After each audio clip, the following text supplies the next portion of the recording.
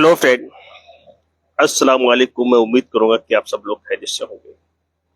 आज का जो विषय मेरा है, जो सब्जेक्ट है, जो मौजू है, वो हजरत इमाम हसन इब्ने अली से है। मेरा मुराद है इमाम हसन इब्ने अली से है। और मैं इनकी लाइफ के बारे में या इनकी जर्नी के बारे में चर्चा करूंगा। आप सभी हजरात से गुजारिश है कि पूरा वीडियो आप देखिएगा, क्योंकि ये वीडियो बहुत ही इंफॉर्मेटिव, नॉलेजफुली वीडियो है। आपके लिए बहुत मुफीद होगा। आप इस वीडियो से कई आपको मैसेज मिलेगा।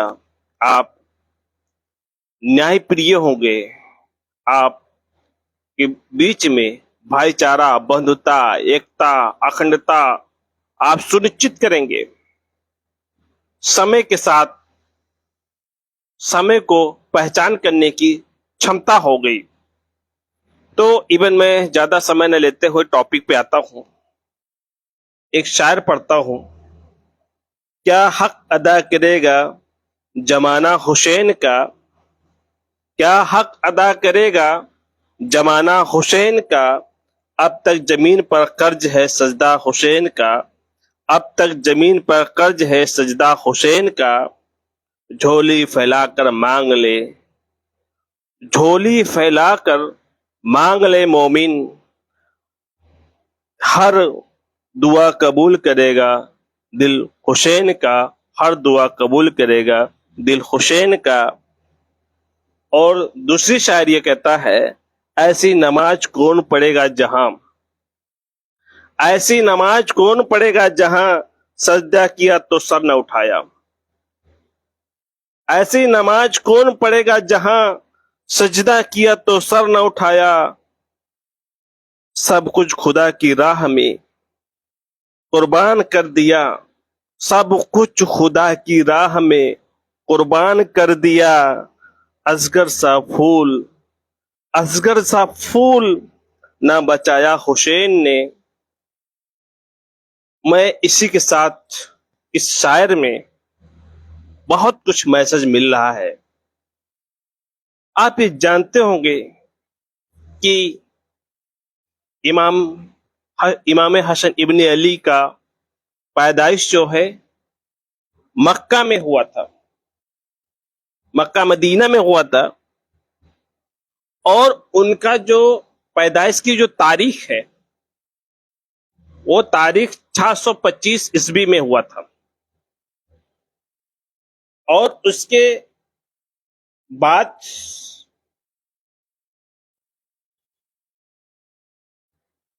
इमाम हसन इब्ने अली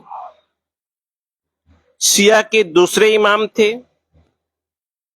सुन्नी के पांचवें खलीफा कहा जाते थे। शिया के दूसरे इमाम, सुन्नी के पांचवें खलीफा कहा जाते थे। और खास बात यह है कि ये हुजूर मुस्तफा सल्लल्लाहु ताला अलैहि वसल्लम के बहुत करीब थे। इतना करीब थे कि उनका बचपन हुजूर मुस्तफा सल्लल्लाहु ताला अलैहि वसल्लम के गोद में बीता हुआ। हजरत इमाम हसन इब्ने अली का बचपन हुजूर मुस्तफा सल्लल्लाहु ताला अलैहि वसल्लम के गोद में बीता। उनको बचपन की कहानी याद है।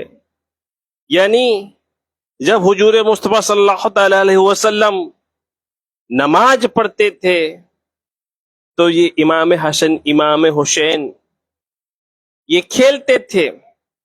कभी इनके हुजूर सल्लल्लाहु अलैहि वसल्लम के पीठ पे, कभी नमाज के सिर पे होते थे, तो कभी उनके सर पे, कभी उनके जो है मुबारक पाक पर जो है वो खूब खेलते थे। हुजूर सल्लल्लाहु अलैहि वसल्लम तमाम समय में बिजी होने के बावजूद भी अपने पोतों से खेलने के लिए, प्यार स्नेह बांटने के लिए वो समय निकाल लेते थे और उनका बचपन हुजूर के गोद में पला बसा हुआ, हुजूर के हाथों से पला बसा। वो इमाम हसन हुसैन, अगर इनका ये हुआ कि इमाम हसन का नाम क्या रखा जाए, इमाम हसन, हसन शब्द जो है अल्लाह के हुक्म से रखा गया था। हसन का मतलब होता है अच्छा, सबसे सर्वश्रेष्ठ। हसन को ये कहा जाता था कि जन्नत के सरदार होंगे, जन्नत में जवान रहेंगे, खूबसूरत रहेंगे,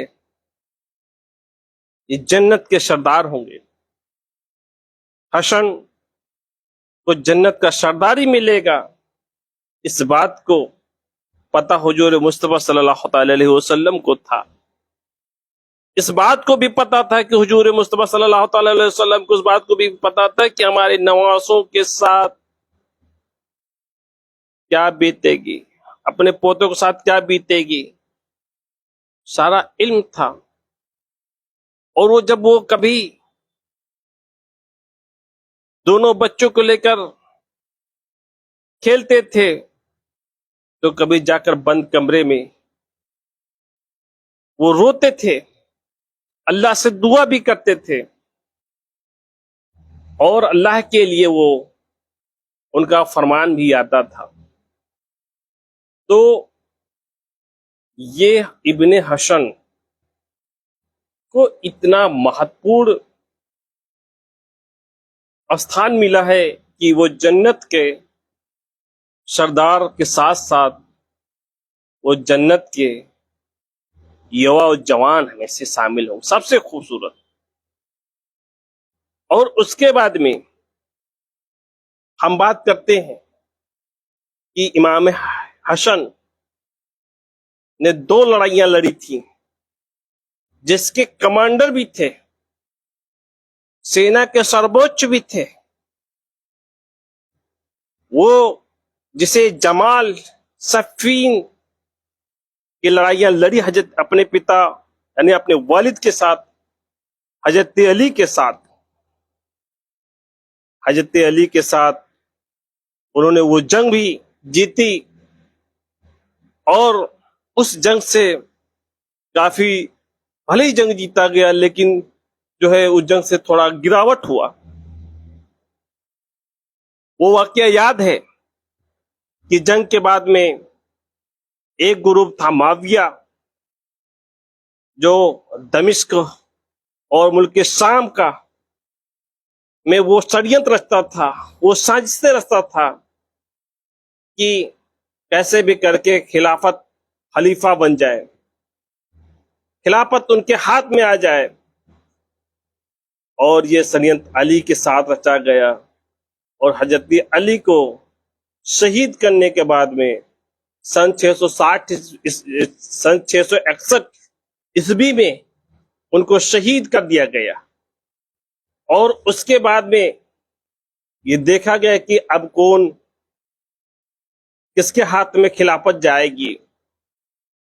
माविया उधर घात लगाया हुआ था खिलाफत अपने हाथ लेने के लिए, लेकिन वो खिलाफत हजरत हसन इब्ने अली को मिली।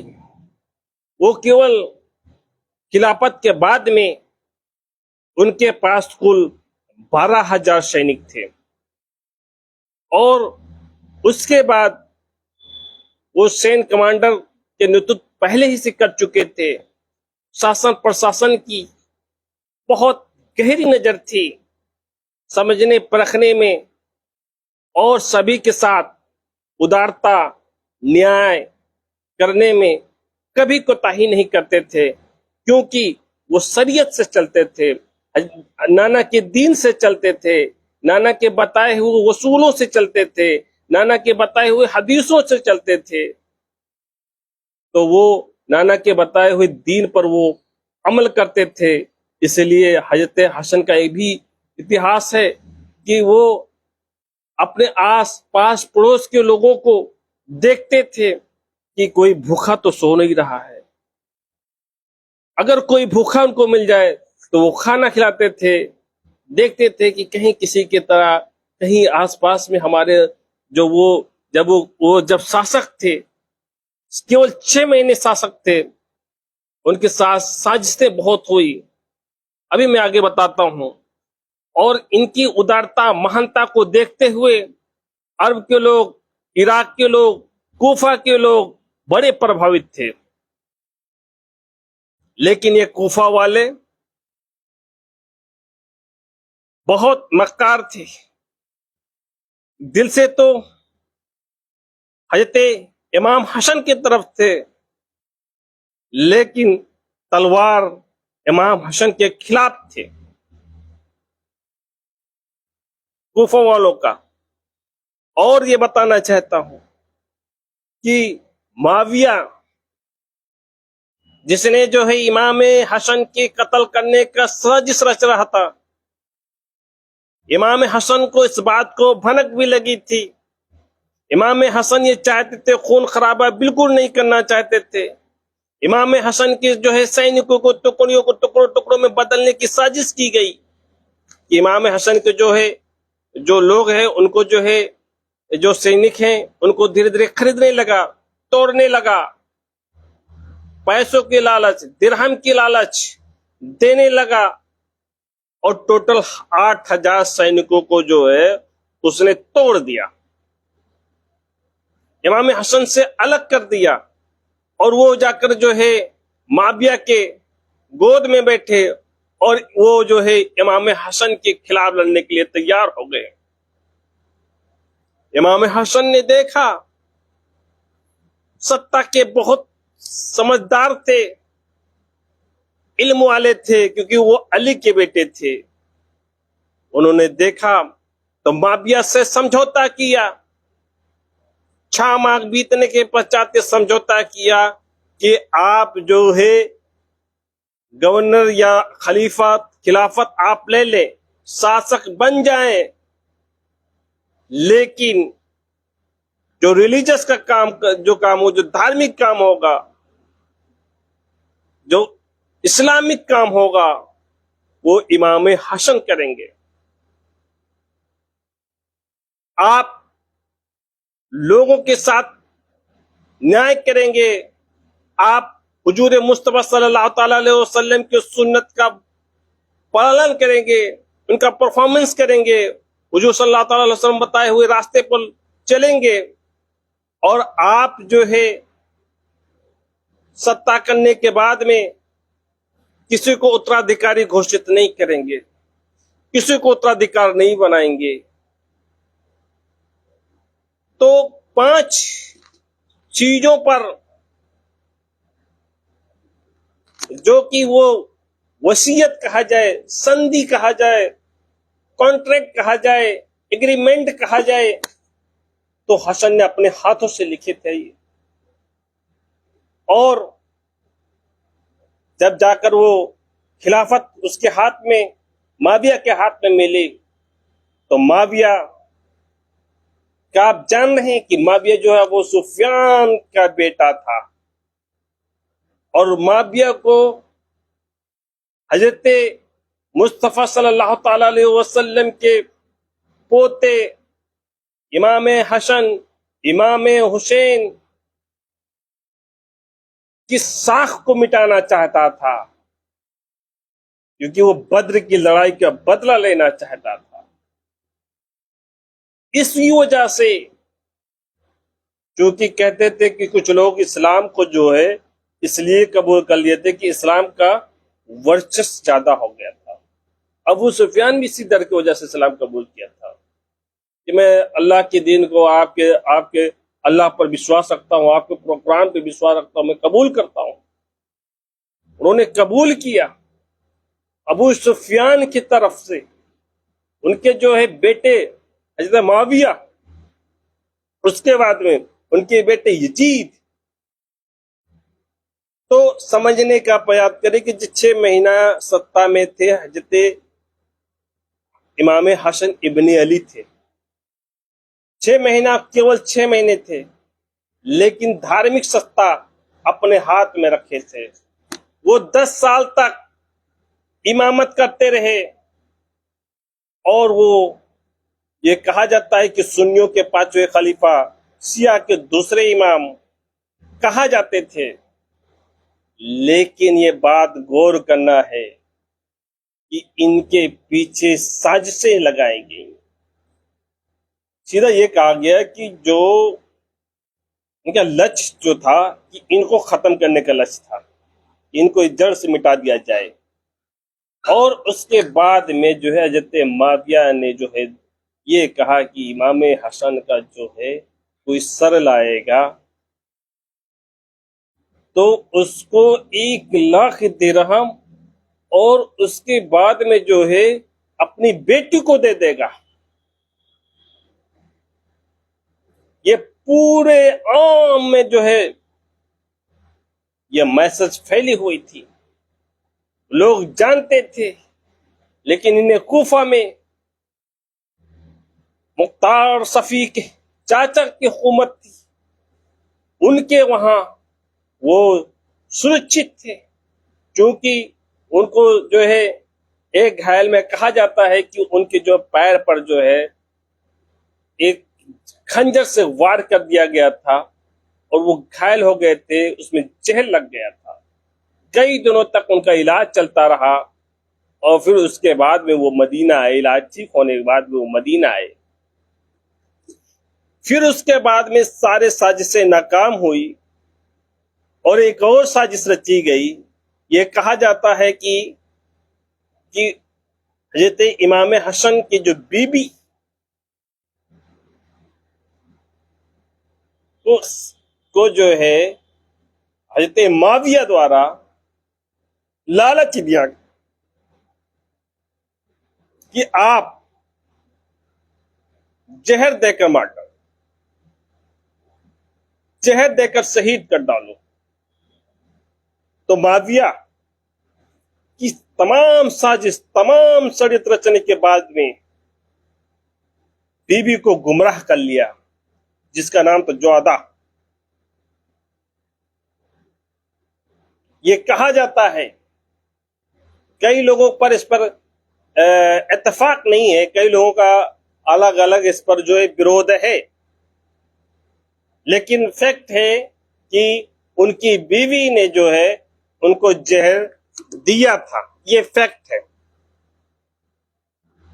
कि इमाम हसन को जो है उनकी बीवी ने जहर दिया था, ये फैक्ट। लेकिन कुछ लोगों का डिफरेंस भी है इसमें कि इमाम हसन की बीवी नहीं दिया था, कुछ लोगों का ये मानना है, लेकिन ये फैक्ट है कि दिया था।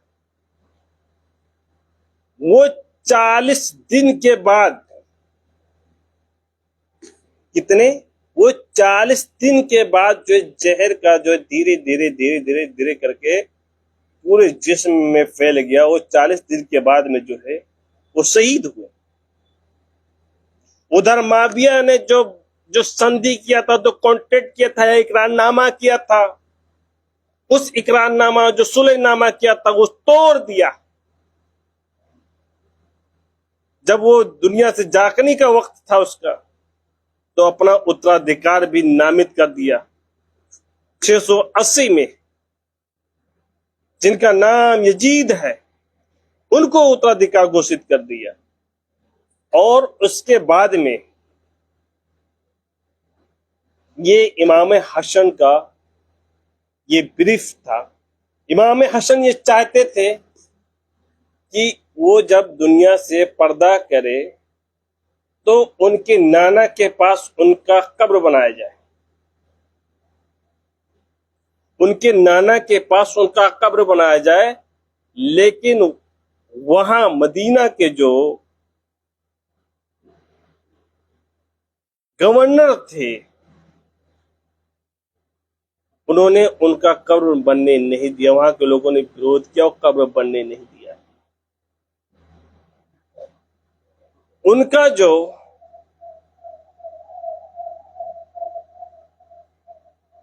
जो बाजार है वो बकई है, और बकई है अरब में है। वहां 670 में वो दुनिया से पर्दा कर दिए और अलबकी में वो आराम फरमा रहे हैं। जन्नत का उनका जो है, उनके लिए तो जन्नत का दरवाजा खोल दिया गया है। आप ये जान रहे हैं क्योंकि पहले से ही हुजूर मुस्तफा सल्लल्लाहु अलैहि वसल्लम जानते थे इमाम हसन इब्ने अली के बारे में। तो ये कहना चाहता हूं कि 250 हदीसें आई हैं, लोगों का अलग अलग जो है विवाद है, डिस्प्यूट है, कोई कुछ कहता है, कोई कुछ कहता है, जो मेनली फैक्ट है। आप ये समझने का प्रयास करिए कि पॉलिटिकल इशू इतना खतरनाक था कि एक तरफ जो है कूफा वाले दिल से तो बहुत नरम थे, लेकिन उनके अंदर पूरा जहर था। कूफा वालों जो है कूफा इराकी इतना गद्दार, इतना मक्कार, जो आज तक लानत बरसती है उन पर, उन्होंने उनके साथ नहीं दिया। अगर वो उन्होंने साथ दिया होता तो 8000 सैनिक छोड़कर नहीं जाते, क्योंकि कबीला टू कबीला के बीच में भी डिस्प्यूट था। एक कबीला वाले नहीं चाहते तो दूसरे कबीला वालों को कुछ कुछ आपस में ही गृह युद्ध चल रहा था, और गृह युद्ध चलने के कारण जो है इमाम हसन को जो है, क्या नाम है, माविया को जो है सत्ता देनी पड़ी। जब इमाम हसन के हाथ में खिलाफत मिली तो 40 से 60 हजार लोगों ने बैत कर ली, लेकिन माविया ने उनसे बैत नहीं किया। माविया ने उनसे बैत नहीं किया। ये वजह है, ये वजह जाहिर साफ होता है कि माविया भी हुजूर मुस्तफा सल्लल्लाहु अलैहि वसल्लम के पोते के दुश्मन थे। मैं ये क्यों बता रहा हूं, क्योंकि ये जानना आप लोगों को भी जरूरी है कि कैसे माविया जो है अपने बेटों को उत्तराधिकार घोषित किया।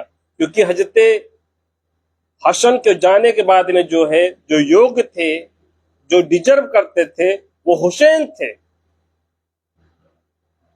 हुसैन को जो है सत्ता मिलनी थी, लेकिन साजिशों करने के बाद में ये डिजर्व करना, जो डिजर्व नहीं करता हो मक्कार, फ्रेवी, और उसके बाद में इस्लाम के अगेंस्ट जो सुन्नत के खिलाफ जो शराब भी जायज करने वाला है, नाच गाना भी जायज करने वाला है, वेश्यावृत्तिया को जायज करने वाला है, बहनों के साथ शादी करने के लिए जायज करने वाला है, वो इस्लाम में इतनी तब्दीली करना चाहता था। जो वो इजिप्ट था, वो तो ईसाइयों से भी खतरनाक, वो तो बहुत बदतर, वो न जाने कितना जो है इस्लाम को मिटाना चाहता था। लेकिन हुसैन और उसके बाद में हजरत हसन, ये जो हुजूर सल्लल्लाहु अलैहि वसल्लम के पोते ने इस्लाम को बचाया है। आज इस्लाम जिंदा है, यजीद मर गया है। तो दोस्तों, आप लोग से इससे न्याय, करुणा, त्याग, भाईचारा, बंधुता, एकता एकता, अखंडता, संप्रभुता, और उसके बाद में आपको जो है इक्वलिटी दिखाई देती है, समानता दिखाई देती है। तो इसी के साथ मैं अपनी बात यहीं पर विराम लगाता हूं, आप लोगों से इजाजत चाहता हूं। Thank you, Allah Hafiz.